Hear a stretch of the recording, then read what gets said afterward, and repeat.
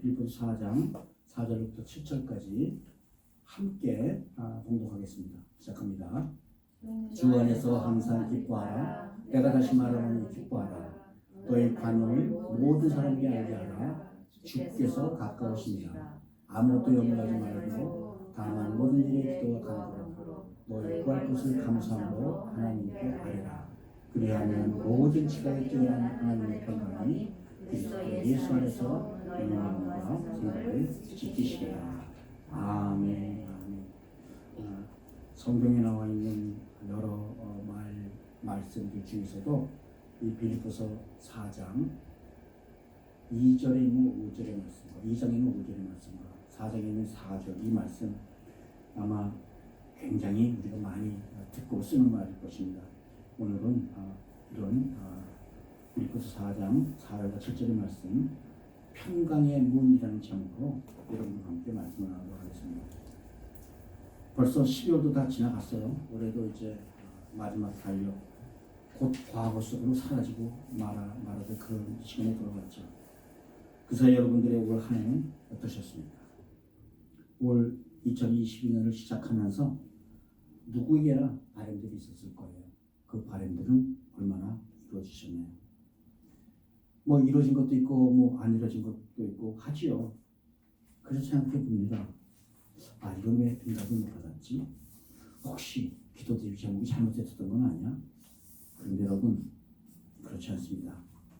여러분의 기도 제목은 단 하나도 잘못된 게 없습니다. 믿는 자들이 간절히 바라면서 기도하는 건 하나님께서 모두 응답해 주시는 줄 믿으시기 바랍니다. 아멘.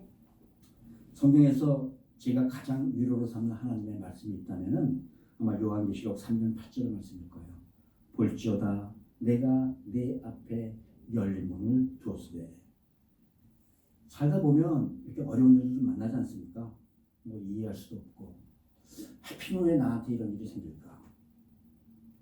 올해에도 아마 여러분들에게 이런 기도 제목이 있으셨으리라 믿습니다. 그런데 제가 예수 믿고 깨달은 게 하나 있다면 인생길이라는 것이 한쪽으로만 열려있는 게 아니라는 거예요. 그래서 한쪽 문이 닫히면 하나님께서는 꼭 다른 문을 열어주신다는 거예요. 아멘. 한쪽 문이 닫혔다고 불평하고 원망하는 것이 아니라 하나님께서 열어놓으신 그 다른 문을 찾아 나서라는 거죠. 하나님께서는 우리 앞에 열린 다른 문을 통해 응답해 주시는 줄 믿으시기 바랍니다. 아멘. 오늘 본문이 바로 우리 앞에 새롭게 문을 열어주신 하나님의 지혜의 말씀이에요. 무엇보다도 하나님께서 믿는 자를 위하여 항상 다른 문을 열어놨으니 불안해하지 말라 하신 말씀이죠. 그것이 바로 7절의 말씀입니다. 그리하면 모든 지각에 뛰어난 하나님의 평강이 그리스도 예수 안에서 너희 마음과 생각을 지키시리라. 아멘. 하나님께서 우리를 위해 열어주신 다른 문이 바로 주 안에서의 평강의 문인 줄 믿으시기 바랍니다. 아멘. 지난 9월 첫 주부터 우리가 이 빌립보서를 시작했습니다. 그리고 첫 설교 제목이 빌립보서 1장 1절 2절 기쁨의 근원이라는 제목으로 말씀을 시작했어요. 그리고 오늘 마지막 4장을 시작하면서 사도 바울은 우리에게도 계속 기뻐하라고 명령하고 있습니다. 이 빌립보를 쓰는 당시에 사도 바울이 처한 환경은 그렇게 기뻐할 만한 환경은 아니었어요. 아시다시피 당시 사도 바울은 옥에 갇혀 있었거든요.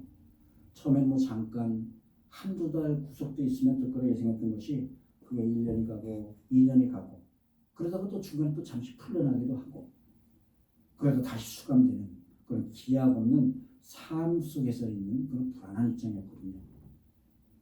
사실 사람이 생각한다면 낙심할 수도 있고 또 헷갈릴 수도 있고 그런 상황이었다는 거죠. 그래도 비록 감옥살이지만 이번에도 오히려 위기를 기회로 바꾸실 거라는 그런 믿음도 분명히 있었을 겁니다. 아멘. 한 10년 전에 신라와 함께 이 빌립보 감옥에 갇혔을 때 지진이 일어나고 착고가 풀리면서 간수장이 회개한 그런 지진이 일어났던 경험을 해봤던 적이 있거든요. 그렇기 때문에 바울과 이 고린도 교인들은 당시 로마 황제 네로의 변덕에 너무너무 안타까웠을 겁니다. 그럼에도 불구하고 바울은 이런 상황에서도 우리를 향해 기쁨과 소망의 메시지를 보내고 있습니다. 저희뿐만 아니라 빌립보 교회뿐만 아니에요. 데살로니 교회에도 똑같은 메시지를 보냅니다. 항상 기뻐하라, 쉬지 말고 기도하라, 범사에 감사하라. 이는 그리스도 예수 안에서 너희를 향하신 하나님의 뜻입니다. 아멘. 자, 문제는 내가 이해할 수도 없는 그런 환란이 갑자기 닥치는데 어떻게 당황하지 않고 마음의 평강을 누리며 살 수 있는 겁니다. 이런 폭풍 가운데서도 마음의 평안을 누릴 수 있는 것, 이것이 바로 하늘로부터 임하는 복음의 능력인 줄 믿으시기 바랍니다. 아멘. 오늘은 이렇게 주 안에서 누리는 평강에 관해서 함께 말씀을 나누도록 하겠습니다. 평강을 누리기 위해서는 첫째, 기쁨의 문으로 들어가라고 말씀합니다. 아멘. 4절 우리 함께 읽을까요? 주 안에서 안에서 항상 기뻐하라. 내가 다시 말하는 기뻐하라. 기뻐하라. 여러분, 기쁨은 연상되는 단어가 있죠. 기쁜 소식, 바로 복음. 복음이 기쁜 소식이죠. 그래서 오늘 이 본문의 말씀 자체가 복음이라는 겁니다. 주 안에서 기뻐하라. 로마서에서는 이 기쁨에 대해서 이렇게 말씀하세요. 하나님의 나라는 먹는 것도 마시는 것도 아니요 오직 성령 안에 있는 의와 평강과 희락이라. 아멘. 아멘. 하나님께서 우리에게 주시는 것은 고통과 슬픔과 저주가 아니라 의와 평강과 기쁨이라는 거죠. 아멘. 그래서 여러분, 여기서 우리가 기쁨이라는 것은 우리의 감정과 직접적인 연결이 되어 있다는 거예요. 그렇지만 이 기쁨, 감정 자체가 복음은 아닙니다. 우리의 감정이 우리의 믿음을 결정하는 건 아니거든요. 예를 들어 감정에 몰입했을 때 우리가 뜨거워지는 걸 느끼는데요. 이렇게 뜨거워졌다 해서 우리의 믿음이 더 단단해지는 건 아니라는 것이죠. 그러나 우리 내면의 감정들은 우리 믿음과 굉장히 깊게 연결되어 있다는 겁니다. 특별히 기쁨이란 것은 육체 감정을 넘어 하나님이 찾으시는 영적인 감정, 즉 성령의 열매이기 때문이라는 겁니다. 그래서 기쁨은 사실은 평안이나 감사나 소망, 이런 영적으로 긍정적인 모든 감정들을 포함하고 있는 그런 감정을 말하는 것이죠. 우리 보통 오랜만에 만나면 별일 없으시죠? 라고 안부를 묻죠. 그럴 때 예, 별일 없어요. 정말 심심할 정도예요. 대답할 때가 많습니다. 그런데 사실 별일 없다는 이 대답 자체가 우리 마음에 평강이 있다는 것이고, 그게 사실은 넓은 의미에서 기쁨의 조건이라는 말씀입니다. 만약에 우리 앞에 불안하고 두려운 일이 벌어졌다면 어떻게 기뻐할 수 있겠어요? 어떤 즐거움이 있겠습니까? 그래서 빌립보서에서 얘기하는 이 기쁨이라는 것은 좁은 의미의 기쁨이 아니라 아주 넓은 의미의 기쁨을 말하는 것이에요. 그런데 여기서 이 기쁨을 말할 때는 항상 함께 다니는 매우 중요한 단어가 있습니다. 항상이라는 단어예요. 항상. 그렇다면 항상 기뻐하라, 이 항상의 단어의 숨은 뜻은 무엇을 말할 걸까요? 예를 들어서 기뻐하는 일을 만났을 때 항상 기뻐하라고 얘기하지 않습니까? 당연히 기뻐하는 겁니다. 그러나 기뻐하지 못할 만한 일을 만났을 때 기뻐해야 한다면 항상이라는 단어를 쓰는 것이 맞겠죠. 우리 인생 살아가다 보면 우리 정말 인간적으로 육체적으로도 기뻐하기 어려울 때를 많이 만났습니다. 경제적으로 어려움을 겪기도 하고 또 건강 이상이기도 하고 낙심되는 날이 하루 이틀입니까? 그래서 항상 기쁨의 감정을 유지하기는 거의 불가능해요. 그러므로 항상 기뻐하라는 말씀은 우리에게는 기뻐할 수 없는 상황이 있다는 말씀의 반증이라는 거죠. 근데 사실은 우리 타락한 인간의 마음은 애초부터 기뻐하지 못하는 마음을 타고난 거예요. 그래서 성경을 오죽하면 우리를 향하여 너희는 본질상 진리의 자녀라고까지 말하지 않겠어요? 원래 타락한 인간들의 근본 마음의 상태는 슬프고 우울하고 낙심해서 분노하는 상태라는 겁니다.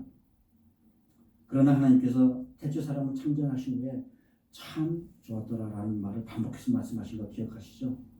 원래 사람은 그렇게 하나님 주신 기쁨으로 살아가도록 창조되었다는 건데요. 그런데 그 인간들이 죄를 짓고 맙니다. 그리고 그 죄인된 인간들에게서 하나님의 영이 떠나가시자 인간들의 기쁨도 함께 떠나가고 말았다는 거예요. 즉 죄가 우리의 기쁨을 뺏어갔던 것이죠. 네. 이 죄로 말미암아 인간들에게는 내면으로부터 주어지는 이런 영적인 기쁨이 사라지고 만 것입니다. 그래서 많은 사람들이 오해하고 있어요. 아, 기쁨은 외부로부터 오는 거야. 뭐 우리 이런 얘기 많이 했어요. 사우나 하면 하루 기분 좋고, 이발하고 나면 일주일 동안 기분 좋고, 새 옷을 맞춰 입으면 한 달 기분 좋다. 세상이 나를 기쁘게 해줘서 내가 기쁘다고 믿는 거죠. 돈 많이 벌고 또 새로운 차를 사고 혹이 남들이 나를 인정해 주니까 내가 기뻐진다고 믿는다는 거예요. 그럴 수 있습니다. 그것도 기쁜 일이죠. 그렇지만 그 기쁨이 항상 있는 기쁨은 아니라는 거예요. 그 기쁨이 끝나면 사람은 다시 원래대로 돌아와서 슬프고 우울하고 분노하고 낙심하는 상태로 돌아온다는 거예요. 그 순간순간의 기쁨들은 마치 마약과 같아서 그 약효가 떨어지면 그 순간 즉시 슬픔으로 돌아온다는 겁니다. 그래서 성경은 하나님께서 우리를 슬픔의 저주로부터 지켜주지 않으면 기쁨은 얻을 수 없다고 말씀하고 있는 거예요. 아멘. 그러면 오늘 복음에서 말하는 기쁨, 즉 복음의 기쁜 소식은 어떤 기쁨을 말하는 걸까요? 쉽게 얘기하면 구원받은 기쁨을 말하는 거죠. 하나님의 영이 믿는 우리 마음 안에 다시 들어오시면 하늘로부터 오는 기쁨도 다시 우리 안에 들어와 우리 안에 함께 누리게 해주신다는 겁니다. 아멘. 여기서 하늘로부터 오는 기쁨이란 인간적으로 기쁠 만한 상황이 아닌데도 누려지는 그런 기쁨을 말하는 겁니다. 아멘. 마치 옥에 갇힌 사도 바울이 정말 아무런 인간적인 희망이 없는데도 누리는 기쁨 같은 거를 말하는 거죠. 낙심되고 우울할 것 같은 그런 상황에서도 부어지는 기쁨. 내 주위의 환경과는 전혀 상관이 없이 부어지는 그런 기쁨을 말하는 겁니다. 그래서 성경은 이런 영적인 기쁨을 유지하기 위해서 기도하라는 겁니다. 성령 충만하라는 공화입니다. 그래서 성령이 주시는 기쁨은 사람들의 상식을 뒤엎고 무기력을 무너뜨리는 그런 기쁨이라는 거예요. 이해가 없을 수 있는 것, 이해가 없을 수 없는 기쁨. 그래서 우리를 항상 평강으로 인도하는 기쁨을 말하는 거죠.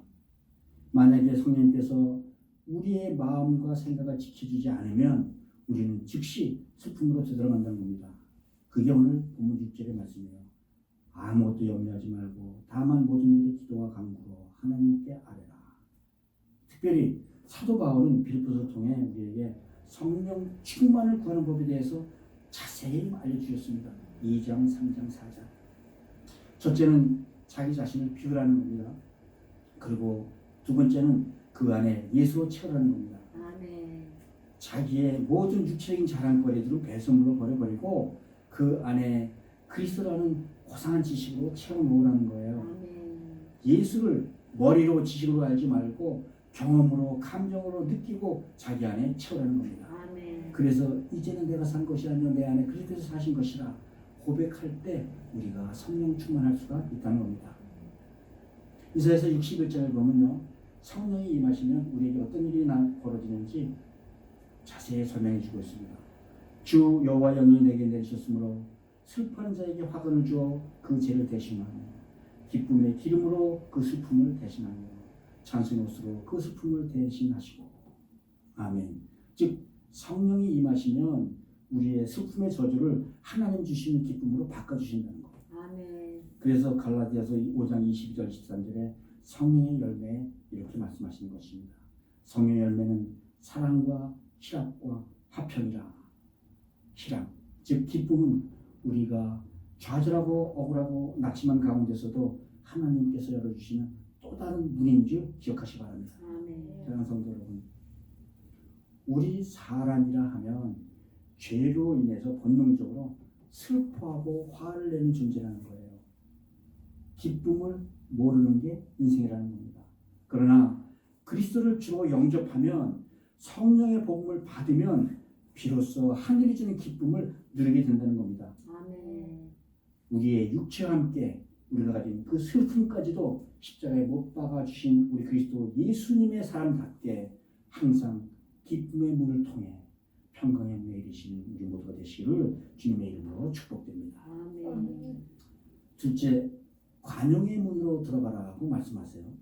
5절 함께 읽어볼까요? 너희 관용을 모든 사람에게 알게 하라. 주께서 가까우시니라. 아멘. 여기서 관용은 무엇을 말할까요? 알 것 같은데 잘 모르겠죠. 영어로 보니까요. Let your gentleness be evidence to all. forbearance란 말도 있고 forgiveness란 말도 있고 gentleness란 말도 있고 이 관용이란 말이 이렇게 굉장히 복합적인 의미예요. 그래서 사전 찾아보니까요. 너그럽게 받아들이고 용서하는 것을 말합니다. 바꿔 얘기하면 양보와 배려와 절제 같은 거라고 할까요? 본질적으로 상대방의 입장에서 상대를 품으려는 마음, 불쌍히 여기는 마음이라고 할 수가 있을 거예요. 그래서 관용의 사람은 자기 성질대로 자기 혈기대로 사는 사람이 아니라는 거예요. 예수님의 십자가 사건이 우리에게 관용의 절정이 무엇인가를 보여주고 있습니다. 아버지께서 십자가에 달리실 때 이렇게 말씀하시죠. 아버지 저들을 사하여 주시옵소서.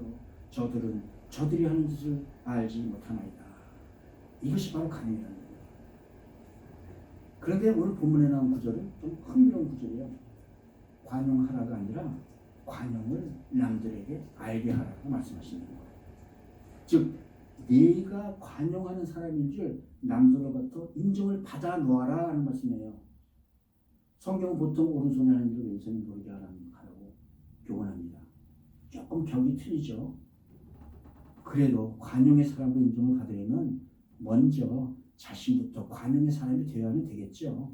그러나 내가 진정으로 마음의 평화를 누리려면 관용의 사람이 되는 것만으로는 부족하다라는 말씀이에요. 만일 내가 까칭처럼 살면 사람들이 다 너에게 마음의 문을 열지 않을 거라는 거예요. 다 남들에게 너그럽게 사는 사람으로 평판이 나야 상대방이 너를 경계하지 않고 편하게 대해준다는 겁니다. 쉽게 하면 내가 그 사람을 좋아하든 싫어하든 잘 품지 못하면 그 사람이 너에게 등을 돌린다는 거예요.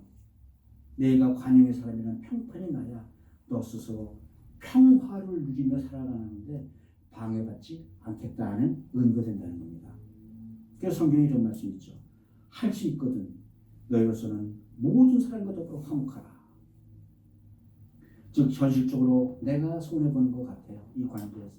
그러나 그게 손해보는 게 아니라 평화를 누리는 방법이라는 거예요. 그래서 그리스도인들이란 스스로 손해보기를 즐겨하는 관용의 사람이 되어야 하는 줄 믿으시 바랍니다.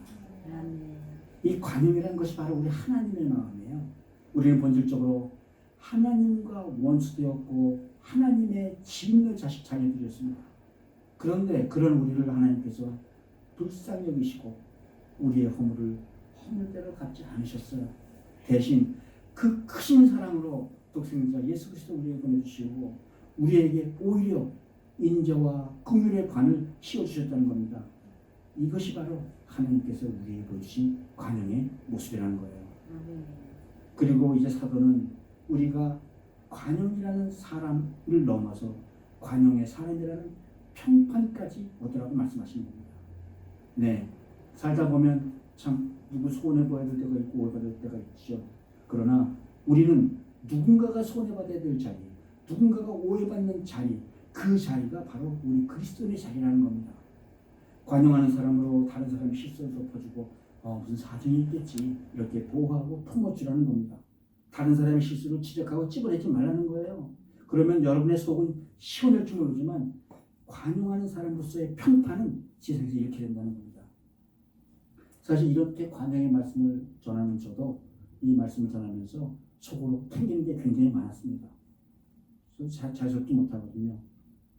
제 아내가 저보고 항상 하는 말이 있습니다. 당신은 참 까다로워요.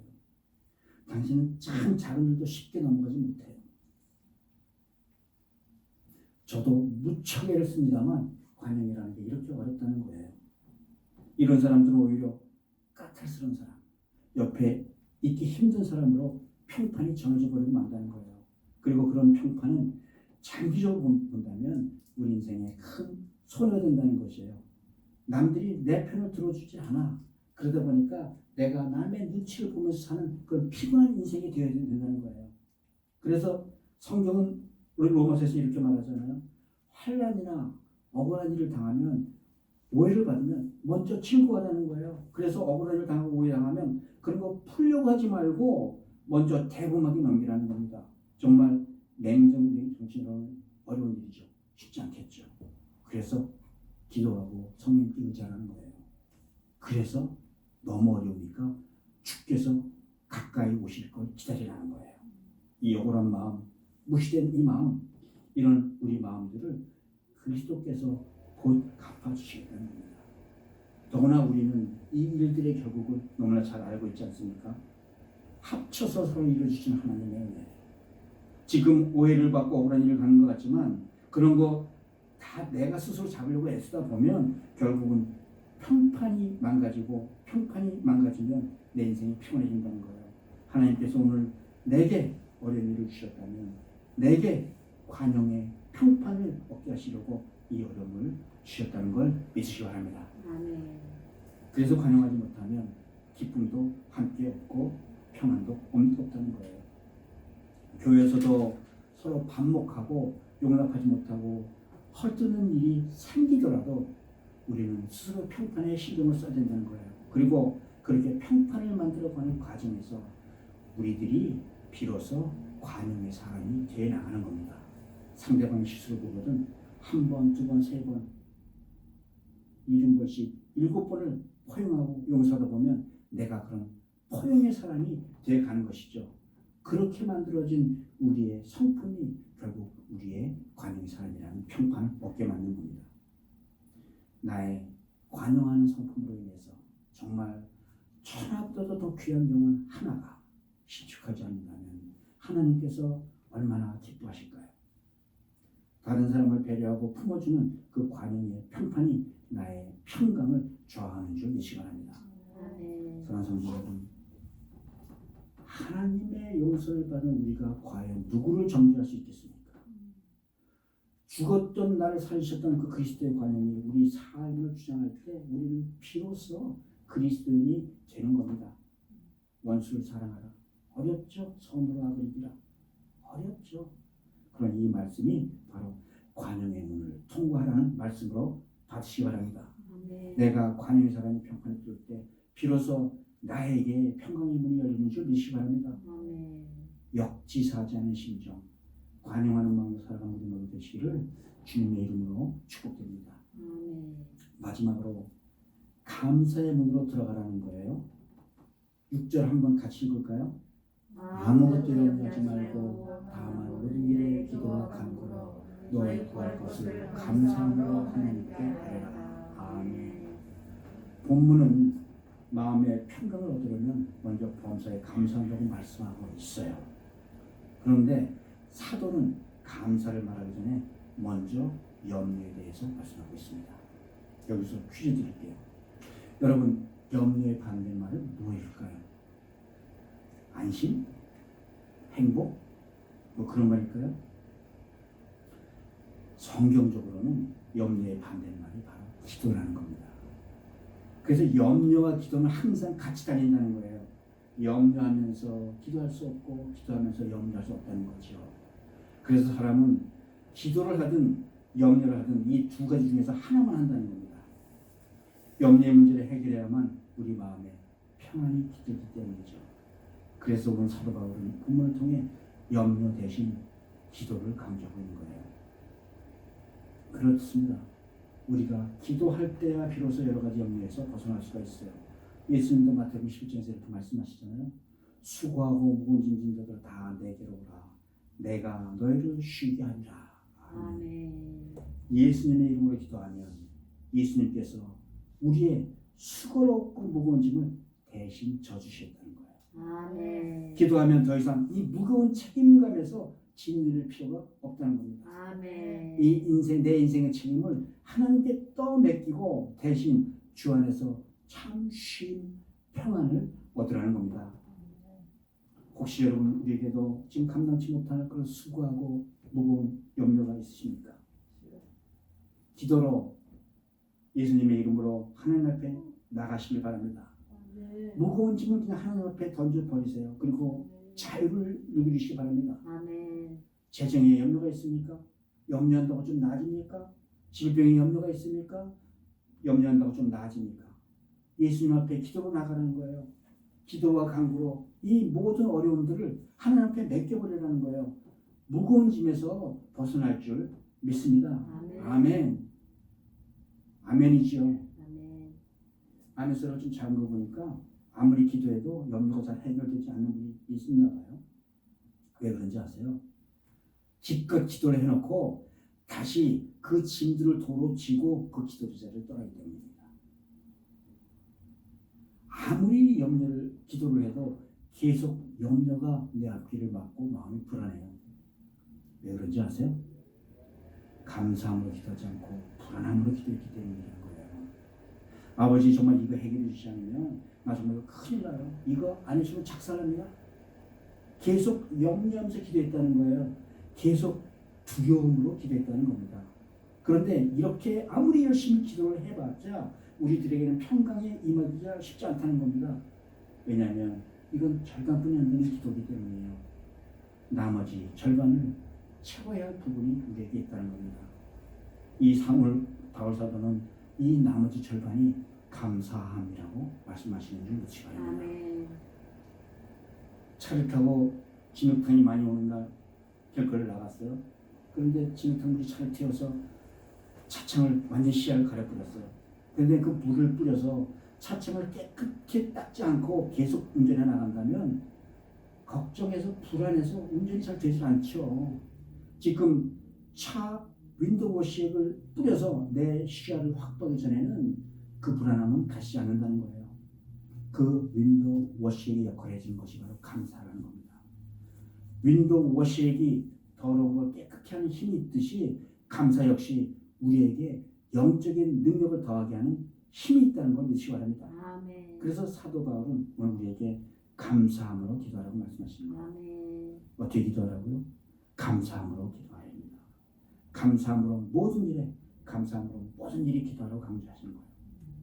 사업이 망해도 감사하고 병에 걸려도 감사하고 오해받아도 감사하고 모든 일에 감사함으로 구하라는 거예요. 아멘. 그런데 감사한 마음이 어떻게 안 되는데 어떻게 하냐고요? 네, 감사한다는 마음도 사실 우리의 감정에서 시작하지 않습니까? 그런데 아시다시피 우리 감정은 내 마음대로 되는 게 아니에요. 마음이 괴로운데 무슨 감사가 나오는 거예요.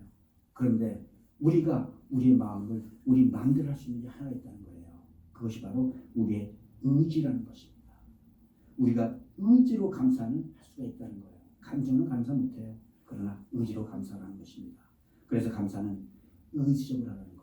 말로 소리내어 영적인 능력을 더하여 주라는 겁니다. 아멘.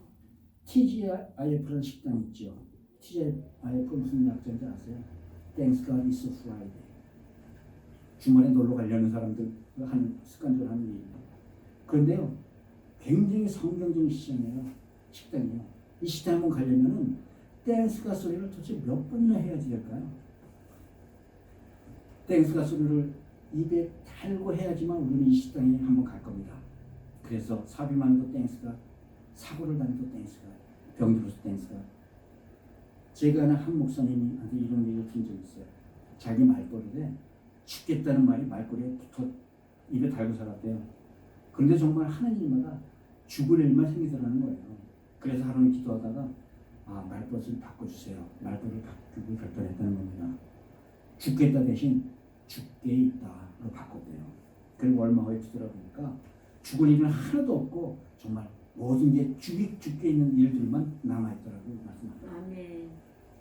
자, 그래서 여러분 이거저거 따지지 말고 무조건 하나님 감사합니다 라는 말을 하고 기도를 시작하라는 거예요. 아시다시피 여러분 말은 영입니다. 말에 따라 말이 우리의 영을 누리기도 하고 깨우기도 하지 않습니까? 그래서 말은 죽이는 말, 살리는 말이 있다고 얘기했잖아요. 말은 우리의 영을 움직이는 능력이 있습니다. 그런데 여러분 우리가 하나님 감사합니다 이런 감사의 말을 할 때 그 말을 가장 먼저 듣는 사람이 누구라고 생각하세요? 바로 자기잖아요. 그래서 그 말을 자기가 듣게 되고 자기의 영이 깨어나기 시작한다는 거예요. 그래서 우리의 영을 깨우는 말들 많이 하라는 겁니다. 사랑합니다. 감사합니다. 아멘. 주 뜻대로 이루어지이다. 그러므로 의지적으로 감사라는 말을 입 밖으로 선포하시기 바랍니다. 아멘. 뭐 상황이 어렵다, 뭐 상황 보지 말고 그냥 의지적으로 감사의 말을 먼저 하라는 거예요. 하나님을 향하여 Thanks God, 감사의 말을 우선 입에 붙이는 우리가 되시기 바랍니다. 아멘. 성경은 보면 직전에서 우리에게 이렇게 말씀하시죠. 감사함으로 하나님께 하나면 그리하면 모든 지각에 뛰어난 하나님의 평강이 그리스도 예수 안에서 너희 마음과 생각을 지키시리라. 아멘. 아멘. 우리가 하나님께 감사함으로 기도하면 하나님의 평강이 우리 마음에 임한다는 겁니다. 우리 마음을 하나님께서 지켜주신다는 겁니다. 이것이 우리를 향한 하나님의 약속인 줄 믿으시기 바랍니다. 아멘. 사랑하는 성도 여러분, 기도는 먼저 하나님께 대한 감사함을 내 입으로 선포하는 걸로 시작하는 겁니다. 기도할 때 감사거리 생각하고 나서 감사하는 게 아니라 먼저 감사함을 선포하면 하나님께서는 우리에게 감사할 많은 일들을 생각나게 해주실 줄 믿습니다. 아멘. 이렇게 감사함을 통과할 때 우리에게 주 안의 평강이 임하는 줄 믿으시기 바랍니다. 아멘. 우리 모두 범사에 감사함으로 기도하여 하나님의 평강을 누리시기를 우리 주님의 이름으로 축복드립니다. 아멘. 말씀을 맺겠습니다. 그리스도인이란 사방이 모두 가로막혀 있어도 하늘에서 길을 찾아내는 사람들입니다. 아멘. 세상을 살다 보면 마땅한 길에 막힐 때 너무나 많죠. 그때마다 우리 그리스도인들은 하늘을 향하여 두 손을 듭니다. 그러면 하나님께서는 우리에게 특별히 열문을 열어주실 줄 믿습니다. 아멘. 하나님께서는 응답하시기 전에 먼저 우리에게 이 열린 문 평강의 길로 인도하시는 거예요. 폭풍 가운데서도 내 영이 하나님만 바라보고 있으면 우리는 평안을 누리게 될 것이고 아멘. 뭐 하나 부족한 게 없는 그런 환경에서도 내 영이 눌려 있다면 우리는 하나님을 바라보지 못할 것입니다. 하나님께서 나와 함께 하신다는 증거가 바로 주 안에서 누리는 평강이 될 것이고 이 주 안에서의 평강이 바로 가장 좋은 것으로 응답해 주시겠다는 복음의 능력이 되는 줄 믿으시기 바랍니다. 아멘. 사랑하는 성도 여러분, 올해를 마감하면서 여러분들의 응답이 모두 여러분들의 소망이 모두 주 안에서 응답되어지시기를 기도드립니다. 아멘. 하늘 향해 기도할 때마다 먼저 기쁨의 문으로 들어가시기 바랍니다. 아멘. 그리고 관의 문으로 찾아 들어가시고 감사의 문을 통과하시기 바랍니다. 아멘. 그리하면 모든 지각에 뛰어난 하나님의 평강이 그리스도 예수 안에서 여러분의 마음과 생각을 지켜주실 줄 믿습니다. 우리 모두 아멘. 하나님의 평강이 넘치는 이 성탄의 계절을 누리시기 우리 주 예수 그리스도 이름으로 축복드립니다.